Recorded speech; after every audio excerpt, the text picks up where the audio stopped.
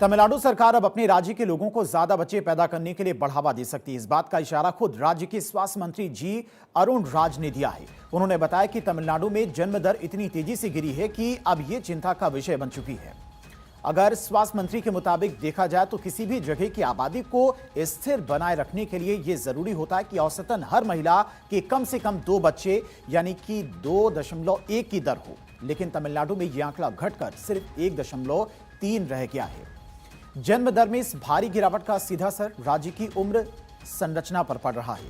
तमिलनाडु में अब हर 100 में से करीब 16 लोग 60 साल से ज्यादा उम्र के हैं। स्वास्थ्य मंत्री ने चेतावनी दी कि राज्य की आबादी बहुत तेजी से बुजुर्ग हो रही है, जिससे आने वाले समय में काम करने वाले युवाओं की कमी हो जाएगी और स्वास्थ्य सेवाओं पर दबाव बहुत ज्यादा बढ़ जाएगा।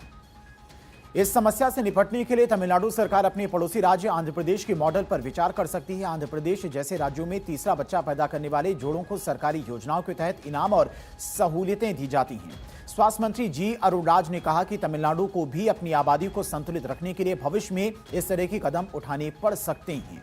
अगर इतिहास देखें तो साल 1971 में तमिलनाडु में औसतन हर महिला के करीब 4 बच्चे होते थे, जो 1986 में घटकर 2.7 पे साल 2000 तक 2 से भी कम हो गए और अब ये घटकर 1.3 पर आ पहुंचे हैं।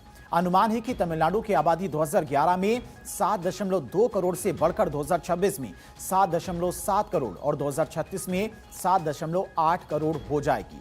लेकिन टोटल फर्टिलिटी रेट में भारी गिरावट आई है।